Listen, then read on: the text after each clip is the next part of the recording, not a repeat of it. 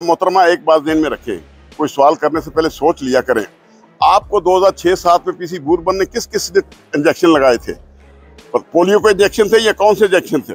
उसके लिए मंसूबा बन चुका है स्लो पॉइजनिंग का, उनको खत्म करने का, क्योंकि अदारे नाकाम हो चुके हैं उनको तोड़ने में। कोई अदारा भी उसको नहीं तोड़ सका, इवन अदालतें भी उसको नहीं तोड़ सकी। मेरी मुलाकात अपनी बीवी से होती है, तब भी वो उसके कर्नल बैठा होता है, कैमरे लगे होते हैं, बग्स लगे होते हैं, हमारी रिकॉर्डिंग हो रही होती है। मेरे साथ ये सलूक हो रहा है। बाजवा साहब, ये कहा जा रहा है कि आपने पहले बयान दिया कि इमरान खान साहब को जहर दिया जा रहा है, उसके बाद फिर आप 24 घंटे नहीं हुए तो आपने अपना बयान वापस ले लिया।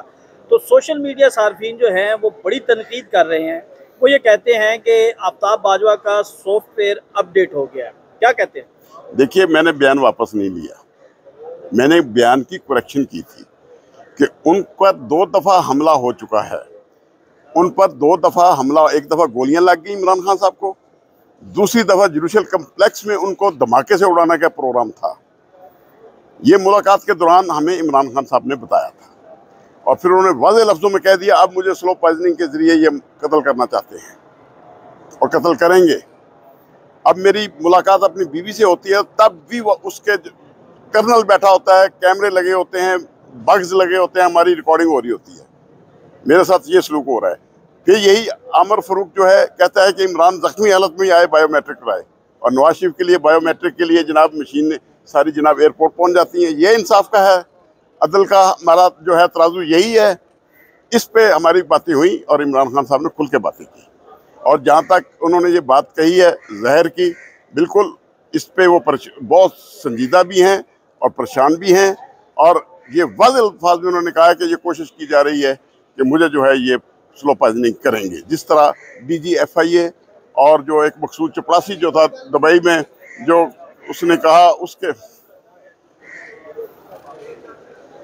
उसके बाद उन्होंने ये बात कही कि ये अब हर अरबा इस्तेमाल, क्योंकि मुझे दबाने की कोशिश की गई, हर तरह से दबाने की कोशिश की गई तमाम अदारों की तरफ से, यहाँ तक कि एक ही इंसाफ का जो दरवाज़ा था अदालतें, वहाँ भी मेरे साथ जो सलूक हो रहा है वो भी आप देख रहे हैं, सब कौम के सामने है। तो लिहाजा इन हालात में अब जो खदशा है कि जब मैं दबा नहीं, मैं इनसे झुका नहीं, बीइंग एज अ पाकिस्तानी, मैंने ना मुल्क छोड़ा है ना छोड़ना है और मुल्क में ही रहना है, तो मुझे अब ये जो है स्लो पॉइजनिंग जो... आपका बयान क्या है कि इमरान खान को स्लो पॉइजनिंग दी जा रही है, कोशिश की जाएगी या कोई अटेम्प्ट हुई है? नहीं, उसके लिए मंसूबा बन चुका है स्लो पॉइजनिंग का, उनको ख़त्म करने का, क्योंकि अदारे नाकाम हो चुके हैं उनको तोड़ने में। कोई अदारा भी उसको नहीं तोड़ सका, इवन अदालतें भी उसको नहीं तोड़ सकी, जिसकी वजह से अब जो है मुकम्मल एक मनसूबाबंदी जो है की जा चुकी है। अब जेल के अंदर मुझे बताइए, एक कर्नल का क्या काम है? वो क्या लेने आता है वहाँ पे? ये इमरान खान ने वाज़ेह अल्फाज में कहा है कि ये क्या लेने आते हैं फौजी यहाँ जेल के अंदर? मेरी बैरकों के आगे पीछे फिर रहे हैं। जब मेरी भी मुलाकात होती है बीवी से, बहन से, वो वहाँ मौजूद होते हैं कमरों में, वो क्यों होते हैं? ये बात उन्होंने बार बार कही, और चीफ जस्टिस ऑफ पाकिस्तान से भी गुजारिश करूंगा कि इन सब का नोटिस लें। और जो एक तरीका अपनाया हुआ है कि जैसे उस्मान डार को जस्टिस कामरान शाहिद की अदालत में पेश कर दिया गया, पहले रखा अदारों ने, फिर शेख रशीद को अदारों ने रखा और जस्टिस मुनीब की अदालत में पेश कर दिया गया, फिर सदाकत अब्बासी को एक जनाब प्रोग्राम में पेश कर दिया गया। ये मुझे ये बताएं, ये एंकर हजरात हमारे जस्टिस बन गए हैं, उनकी अदालतों में इनको ला के पेश किया जाता। बहुत इमरान रियाज को इतने दिन कहाँ रखा गया? आपका बयान आता है, उसके बाद इमरान खान की तस्वीर आ जाती है, ये तासुर देने की कोशिश की जाती है कि वो सेहतमंद है। आपका बयान वापस होता है और उसी रात जो है वो इमरान खान साहब को मैदे की तकलीफ होती है और आज उनके ज़ाती मालिज भी जो हैं वो उनको मुलाकात के लिए जा रहे हैं। तो ये मामला तो कोई और तरफ इशारा कर रहा है।